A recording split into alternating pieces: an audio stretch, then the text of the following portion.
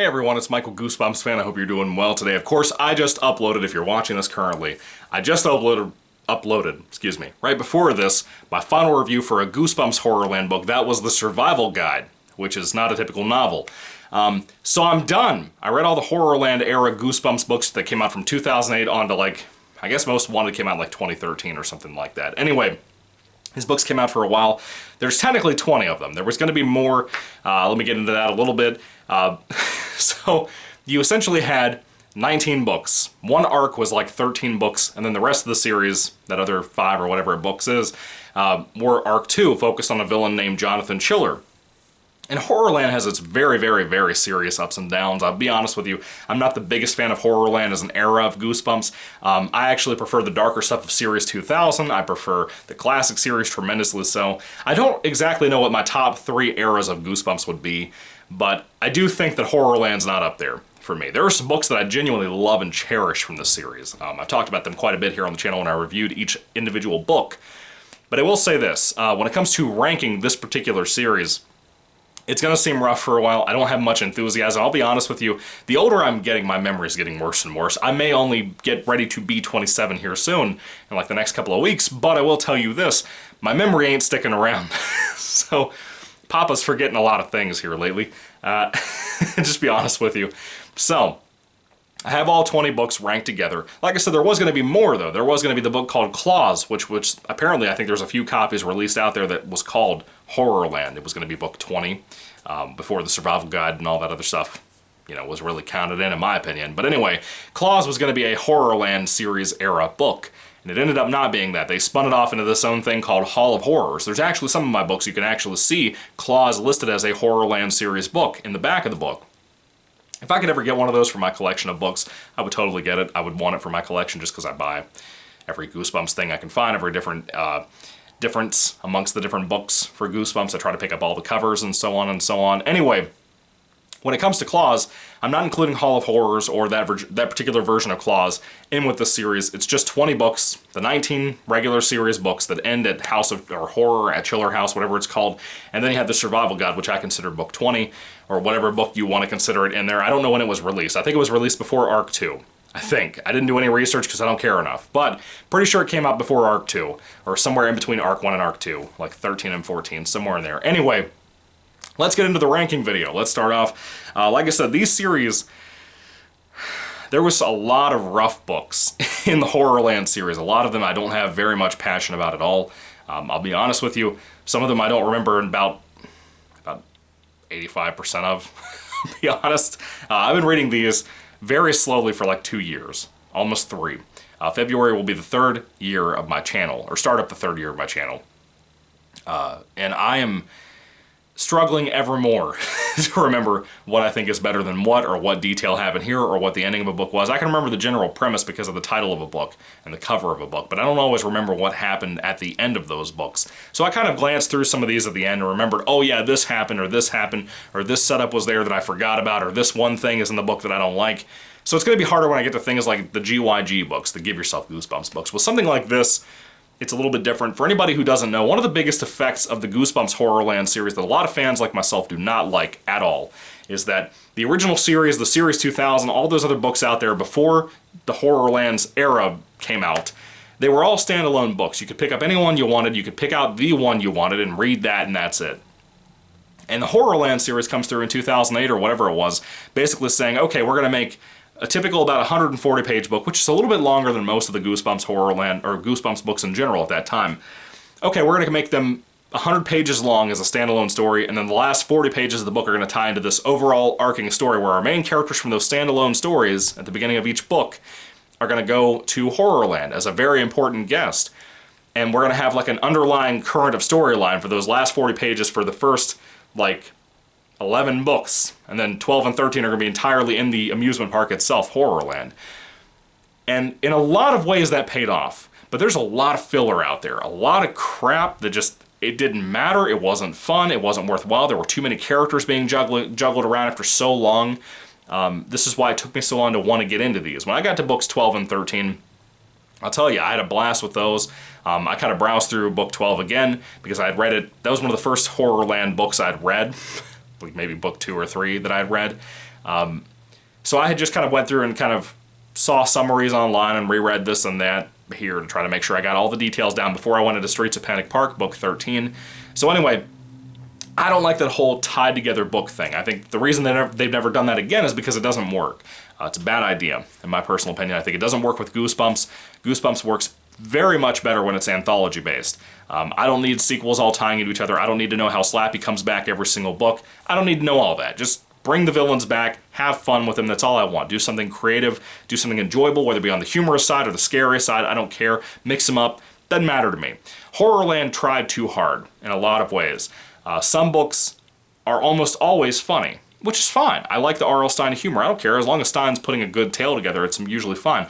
But a lot of these books I rated pretty low. Compared to most things on my channel, I rated pretty solidly low. There was a lot more disappointment in the first, like, 13 books than actual excitement, or books that I really wanted to recommend highly. But I would say some of my favorite memorable books are from that first 12 books out of that first arc. Or the first 13 books out of that first arc. But even so, get to the actual ranking now, after wasting all this time with you guys. Okay, let's start off with book number 20, the one at the very bottom, the bottom of the barrel.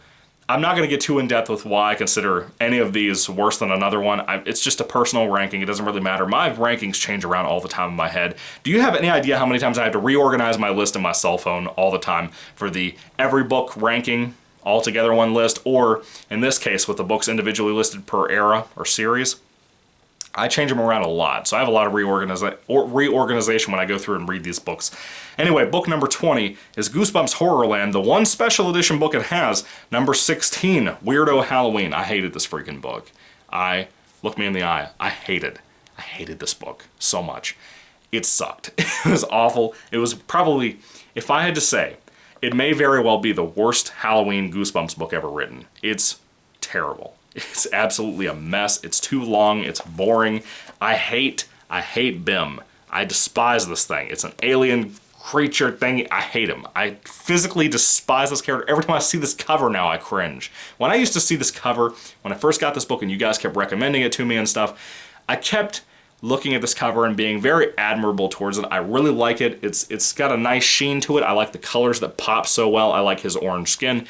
And then when you read this thing, and you see him vomit and stuff all the time, just to eat, it makes you want to shoot him. It makes you want to go put him down like Lassie or something. I don't know. Or whatever the dog movie was. Anyway, I hate Weirdo Halloween.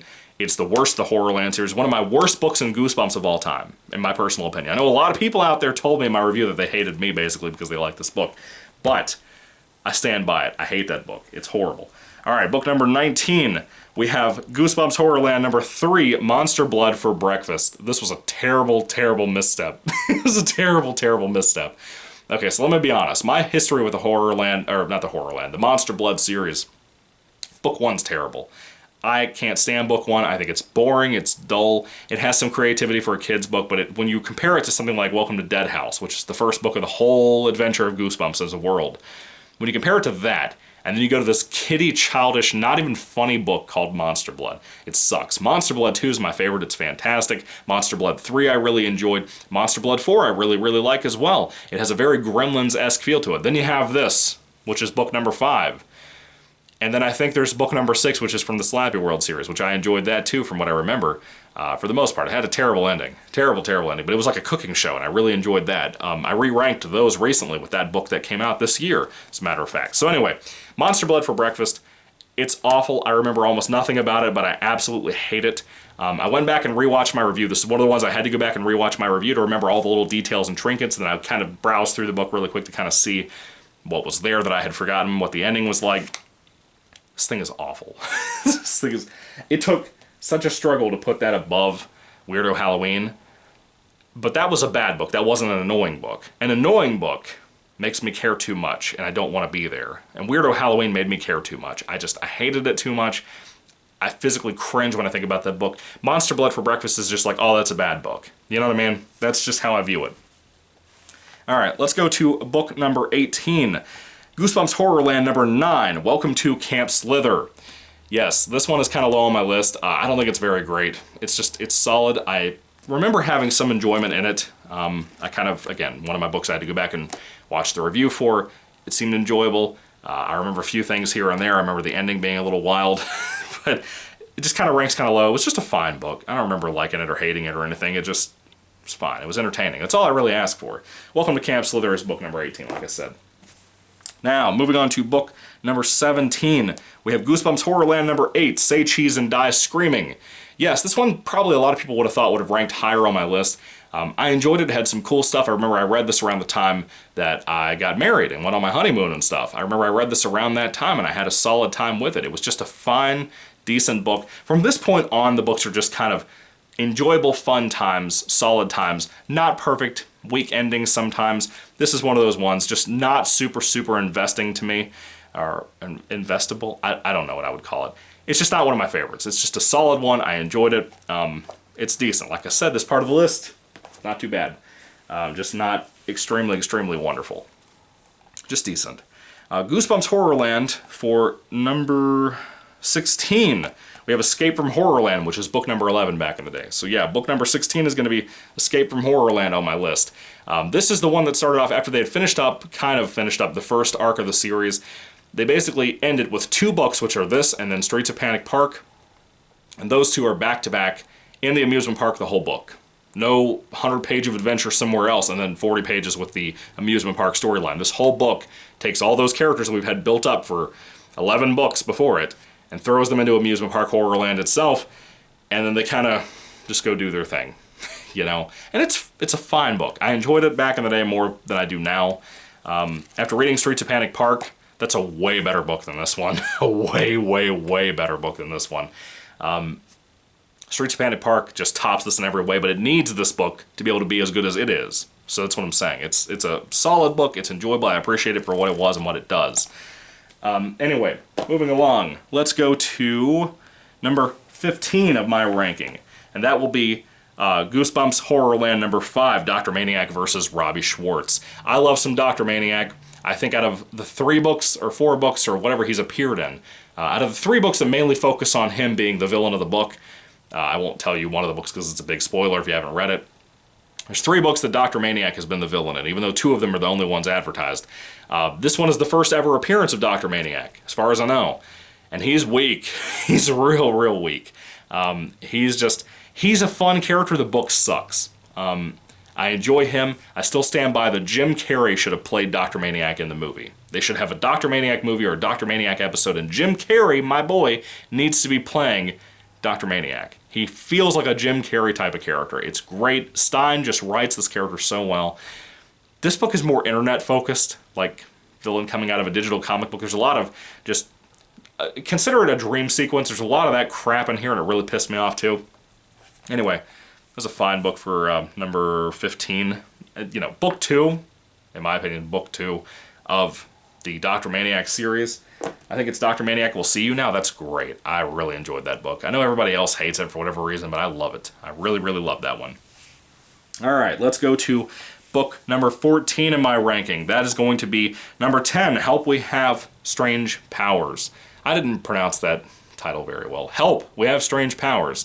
Madame Doom is cool. Really like her as a villain. Really love that survival guide book that's in this ranking as well at some point, where it talked a little bit more about her. I really enjoyed her as a villain. She's cool, but not really a villain. She's kind of a proponent for the story itself.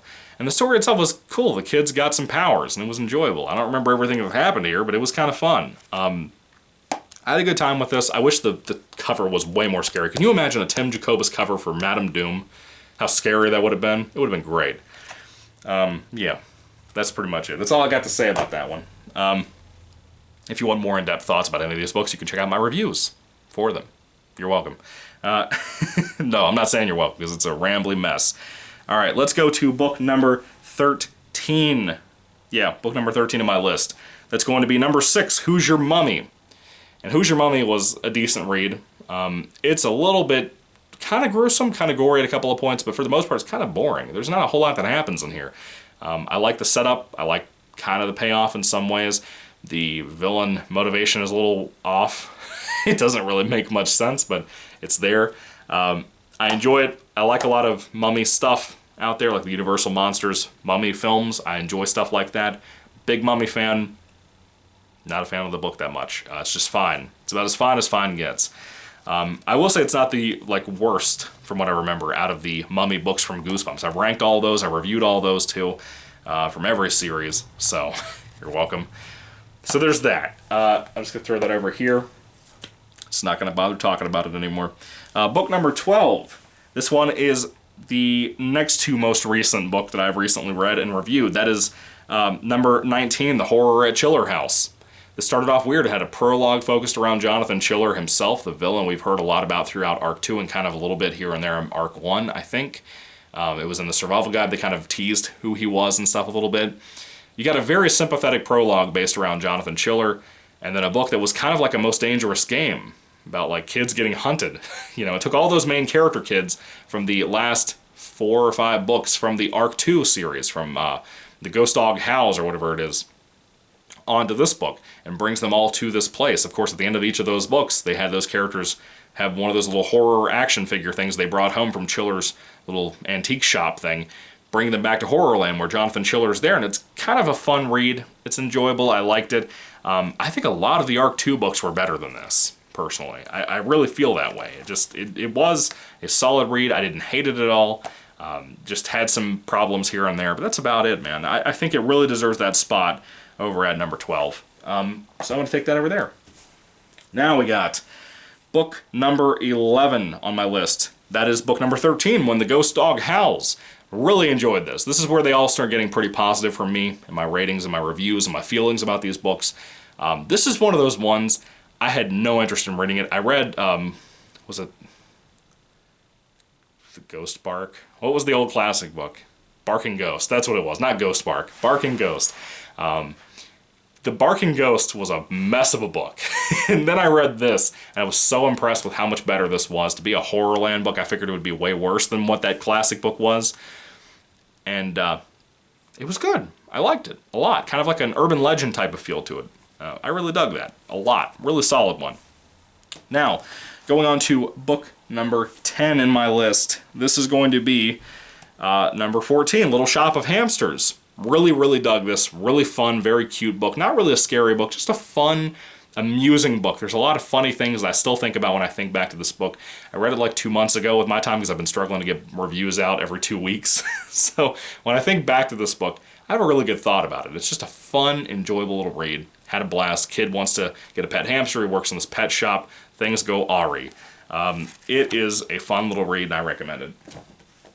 And of course, by the way, when it got to The Ghost Dog Howls, from that book onward, I recommend these books quite a bit. I think they're fun, enjoyable. You can read them at any age and have a fun time. They're a lot more humor-focused, but some of them are darker. I'll get to those as I get to the top parts of my list.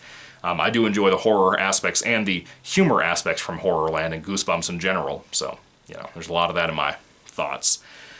All right, let's go to book number 9 in my ranking on my list. That is book number 7, My Friends Call Me Monster. This is fun. I really like this. I like Michael Monroe. Just kind of a tough brute of a kid, But this is such a weird book, man. I feel like I'm the only person on the planet that really finds this enjoyable and amusing and funny and silly. It's just an odd book. I remember the one scene with the egg and the teacher, or whoever it was. I think it was a teacher. There was an egg scene. And it was just the most bizarre thing I've ever seen in my life. The ending of the story was really weird.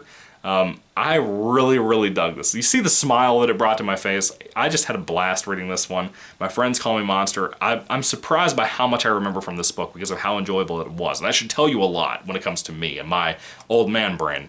Anyway, yeah, that is my number 9 pick.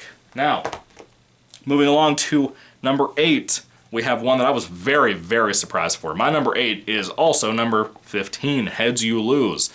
This was surprising, dude. It was kind of like A Night in Terror Tower, but kind of not. It was kind of like a little bit of a throwback of that. It's kind of a time travel story, a little bit, involving a haunted coin type of thing. But you go back in the day to medieval times, and you have a prince that had his head chopped off, but he didn't die because he was a sorcerer or some kind of magician or something. So he's still alive, but he wants you to go find his head, and you're kind of under the threat the entire book, or your characters here are kind of in the threat the entire book of getting killed because of this guy wanting his head back. The stakes are high here. It's a fun read. It's kind of scary, kind of dark. There's some really gross out stuff in here that I love to death. It's such a great book, dude. Heads you lose. It deserves its spot. I wish I had it up a little bit higher, but there's some stuff I like a little bit more in some aspect or another that I think it just didn't hit those marks that other books did. So that's just kind of the sad part of it. I really, really like this one. I feel like it gets lost in the mix of Horrorland era books too much. People don't talk about this book ever, and it's a freaking home run in my opinion. Really, really good one. All right, let's go to my number 7 pick. This might actually offend some people. I think a lot of people actually like this book a lot more than I do. I'm a big fan of this particular franchise within Goosebumps. But I will tell you this one is the weakest out of the 4 books that have been released so far of this particular franchise. This one is number 7, Scream of the Haunted Mask, which is book number 4 of the Goosebumps HorrorLand books. This is weak, man. It's a weak one. It kind of ignores book 2 in a way, and it kind of just... Carly Beth's the main character. I love Carly Beth. She's like a preschool person. Like, think of like the babysitting company called Honey Tree. She's kind of doing something kind of like that a little bit. And the Haunted Mask is like in her basement in a box screaming at her and stuff. And it's just, it starts off so well, and it has kind of a cool plot twist at the end of the book, and that kind of makes it decent, but I just don't think it's stronger than a lot of the books I recently talked about. I kind of wish I had this lower on the list, but I do like that Halloween setting. I think it really accomplishes that in some ways. I love Haunted Mask stories in general. When I was a kid, this was probably out by the time I was into Goosebumps, or right around the time I had already been into Goosebumps for a while. It was probably 2008 or 2009 when this came out. But still, by the time that this book had come out, I'd never heard that there were any sequels to this, or any kind of sequels to the original 2 books. I didn't know anything about it. So this didn't exist to me growing up. Didn't know anything about it until I started actually reading these Horrorland books in like 2 years ago. I found out there was more Haunted Mask books, and I picked those up. I had Most Wanted, or Goosebumps Wanted the Haunted Mask, sitting around, which is one of my favorites, if not my very favorite Goosebumps book of all time. I had that floating around for a long time, just didn't get around to reading it. And I'll tell you, this is the weakest Haunted Mask book, but I do think it's a pretty solid Horrorland book. It's just not amazing. It's a really solid one. It's fun. But yeah, that's pretty much my thoughts. I think it accomplishes a lot of that atmosphere of October, that atmosphere of the decorations and the excitement of the kids. The worry of Carly Beth, I really like her as a character. Carly Beth is one of those very few characters, too, that actually stand out in Goosebumps. And she stands out here, too. I really like her here. The plot twist is really good at the end of the book. There's also a thing about horses, like a ghost horse stable thing. And that's really good. It's kind of out of place, but it's really good. I do like that a lot. It adds a lot of creep factor to the book. So you have that. Yeah, it's my number 7 pick. I don't really have anything else to say about this book. So, let's move on to my number 6 pick. What do you think this book's going to be? I'd be surprised to see what you guys put down in the comments real quick. I'll give you a couple of seconds. What do you think my number 6 pick is going to be? Alright. It is going to be number 17, The Wizard of Ooze. Recently read this too about a month ago, and I really, really, really liked it. Really solid comic book read.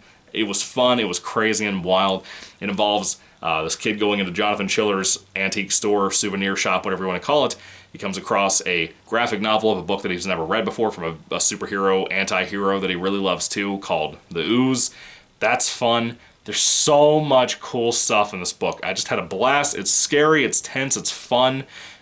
It's just a wild read I did not expect to like. I thought the cover was freaking sick. It's one of the best Horrorland covers of all time.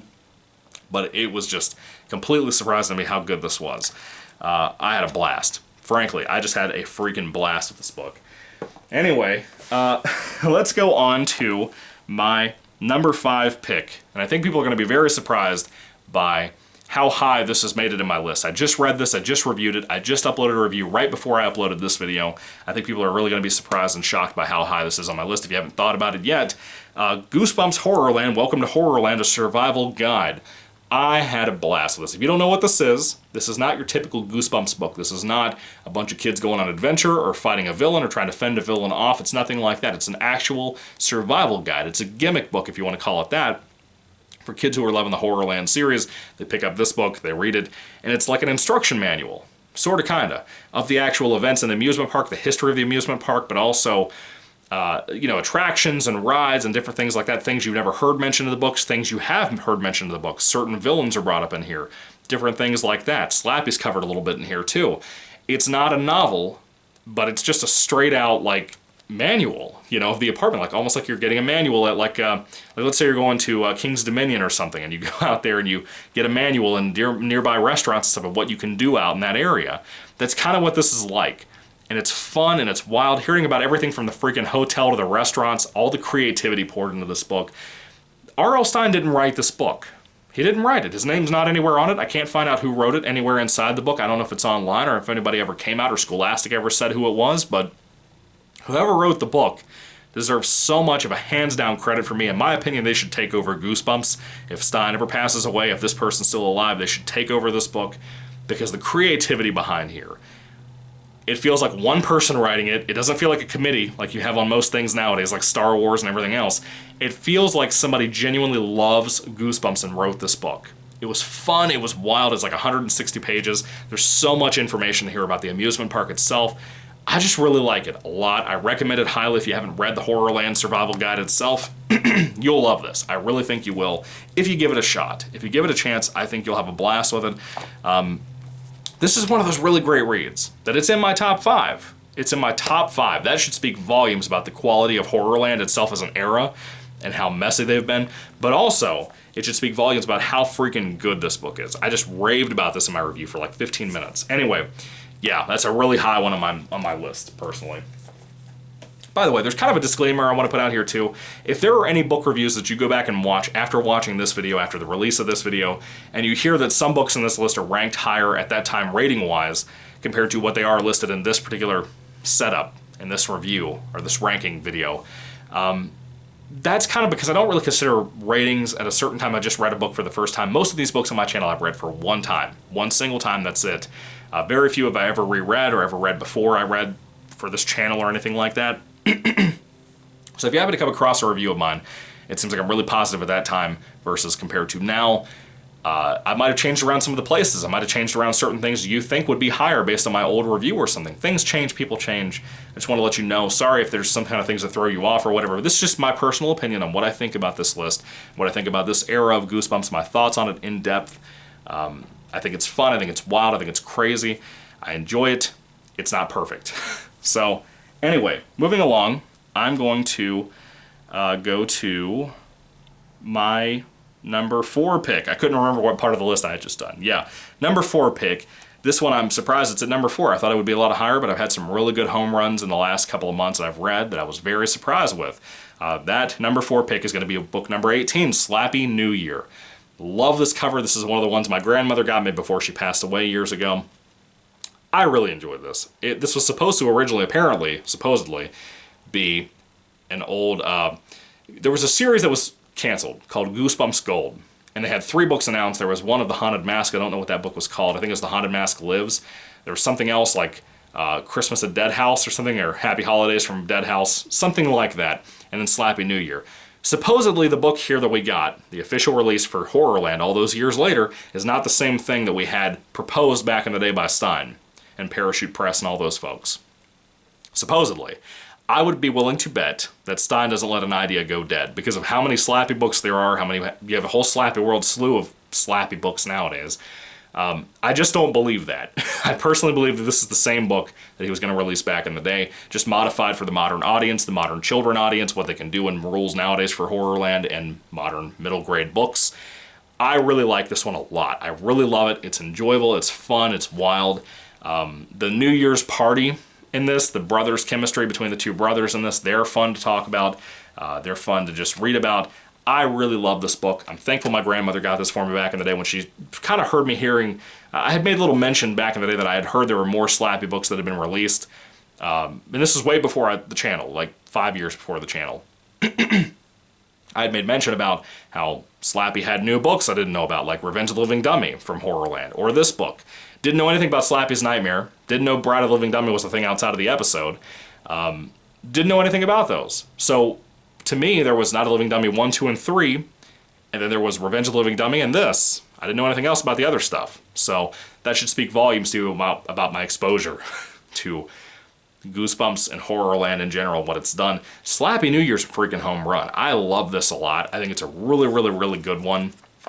But it's still not number 1 on top of that. Book number 4 right there. All right, my number 3 pick. This one is the one I think is just slightly better. Goosebumps HorrorLand number 1, Revenge of the Living Dummy. Revenge of the Living Dummy. Great cover. Love that cover. Love the Slappy New Year cover too, and I love this one as well. My grandmother also got this for me, like I said. I love this cover. I love the introduction to the amusement park itself. I love the introduction to Slappy here. I like the elements of the story here. Again, this is starting off this whole series where you only have 100-page long stories instead of like 120, 130 like it typically is. I think the original copy of Not a Living Dummy was like 136 pages, something like that. So you're going from that style over to a 100-page long story and then like 40 pages or 30 pages focused on the amusement park itself. Those characters from the beginning of this book, Chris and Brittany, I think is that what it is? Brittany and Ethan? I don't know. Those people going over to amusement park Horrorland or whatever and enjoying their time out there. And it's fun. It's a really great book. It's a blast. It's kind of creepy at times. There's some fake outs here that I think are a mess, which are why this is at number 3 and not number 2 or number 1. It's not a perfect book at all. It's a good book though. Really good book. I think it's a good Slappy book on top of that. I think a lot of people who come to my channel because of that review a lot of the time. Because it's, number 1, it's still in print compared to a lot of the other Horrorland books. It's still in print. And number 2, because it's a solid read. A really solid read. It has some fear absolutely. Let me try that again. It has some fear actually in it, or to it. Something like that. I enjoyed it a lot. Really, really good book. Recommend it highly to you, as I do with Slappy New Year and the survival guide and all that stuff. Alright, we got 2 books left. 2 that I've raved over, tremendously so. These top 2 are kind of interchangeable for me. I struggled putting the one before the other. I'll be honest with you, my number 1 spot has some flaws to it, of course, with the whole amusement park tie stuff. And book number 2 can't survive on its own. And that's why this book number 2 is picked out the way it is. You probably already know it is by what I said earlier in my review, or my ranking video. Part number 2, or number 2 on my ranking list, is going to be book number 12. Oh, I thought there was number 13. Oh, I've been getting numbers wrong for a long time now. Anyway, book number 12, The Streets of Panic Park. I love this book. It is it's a masterpiece. If this was the end of the whole Goosebumps release schedule, no more books ever again, I would be fine with that. You cannot, repeat with me, you cannot read this book without reading book number 11, Escape from Horrorland. You can't read it without that one. You have to have that one to understand what's happening here at the beginning of this particular book. The rest of the book doesn't really rely too much on that, but you must read book number 11 to read this one. Now, mind you, the first 10 books all tie into book number 11, and then this one, because of those last 40 pages of each book or whatever, tied into the whole amusement park, Horrorland thing. And that's fun. That can be fun sometimes. A lot of it feels like filler and bland. You didn't have to have so many characters running around and doing what they're doing. But Streets of Panic Park feels like the existence of the entire universe, the entire world is about to be destroyed because of what's happening here. It's so much fun. It's intense, it's scary, it's wild, it's insane, it's zany, it's funny. It has so much going for it, dude. The stakes are so high in this book, I can't even express it to you. If you have not read Streets of Panic Park, you are missing out so much. You are missing out so much because of how good this book was. This is the end of Arc 1 of the Horrorland series. And Arc 2, of course, is the whole Jonathan Chiller focus. I think the villain in here is fantastic. I think he's better than Jonathan Chiller, in my personal opinion. I love this book. It is phenomenal. It deserves number 2 on my list. But like I said, number 1 and number 2 are kind of interchangeable to me. The only reason this is at number 2, it would be at number 1. The only reason it's at number 2 is because it can't survive without book number 11. You have to read both to understand what's happening here. And that's sad, but it's the truth. And I'm fine with that. Anyway, Streets of Panic Park, amazing, amazing read. I wish I could get my hands on a hardcover copy of this. I don't know if it's available or not. I don't know if it's ever been produced or not. But if it is, I'm going to get my hands on it at some point because I love that book. I also want to buy a secondary copy for my collection to read whenever because it's amazing. Anyway, now number 1. My number 1 pick. If you've been keeping an eye on my list, I think a lot of people back in the day probably could have predicted, just because of the quality of Horrorland overall, that this would probably be my number 1. It's one of the most terrifying Goosebumps books out there, probably one of the most horrific, I think it has some gore to it too, from what I remember too, or at least some sick, gross out stuff. It's insane, it's wild, again, it's affected because of the whole Horrorland tie in the last 30 or 40 pages, but the first 100 pages, the standalone story that's happening here, is phenomenal. It's book number 1, which, well, number 1 on my ranking. It's book number 2, actually, Creep from the Deep. Now, you might wonder what this is. If you happen to be new to my channel, this happens to be the first ever video you watch from me for whatever reason. If you have not read all these books, I think you're not missing out on a whole, but a lot of them you are missing out on. This is Deep Trouble number 3. If you're a horror fan, if you're a Goosebumps from the classic era fan from back in the day, you probably know about Deep Trouble and Deep Trouble 2. They were very well known. People love Deep Trouble 1 and 2. I love them a lot. They're really good books, really solid, fun, all that stuff. I love Billy and Sheena Deep. I think they're cool. I like their uncle. They all come back here. This is Deep Trouble number 3, and it should have been called Deep Trouble 3, but they didn't want to do that because it looks like it's the second book in a new series, a new era. They don't want to call it that. You should have called it something else. Return to Deep Trouble. I don't know. It didn't make any sense, but still. This is so good. It's my favorite Deep Trouble book. It's fascinatingly great. It's scary. It's fun. It's a ghost story. There's some tense, scary moments in here. There's some creepy scenes that'll just get under your skin. There's like pirates in here and stuff. It's like Pirates of the Caribbean mixed with some other things. And it's amazing. I love this freaking book. It's perfect. It's so close to being perfect, actually, because that last 30 or 40 pages tying to the Horrorland overarching tie-in story thing, that thing is stupid. It just wastes my... It just, to me, it's not as good as what it needs to be. Here, the main 100 pages, that first part of this book is amazing. It's fascinatingly great. This is one of those ones I do own a secondary copy of, so I can read that, that portion of it, because of how much I love it so much. I can't tell you enough. If you have not read Creep from the Deep, you're missing out. It's one of my biggest recommendations, if not my very biggest recommendation, just out of curiosity, from the Horrorland era of Goosebumps, because of how scary and creepy and fun it was. If you're a classic Goosebumps fan, and you're talking about like the scary parts of the classic series of Goosebumps, if you like that stuff, and you like a little bit of gore too, let's say you used to be an old 90s fan and you grew up and you haven't read Goosebumps in a long time, if you want a good starting place, this is a good one to start with. Just read that first 100 pages, save the other 30, 40, whatever for when you read the whole tie-in storyline. But this is great. This is a great read. I cannot possibly recommend Creep from the Deep enough. It's just astounding, and like I said, the only reason it's above Streets of Panic Park to me, I think Streets of Panic Park is perfectly a better book overall.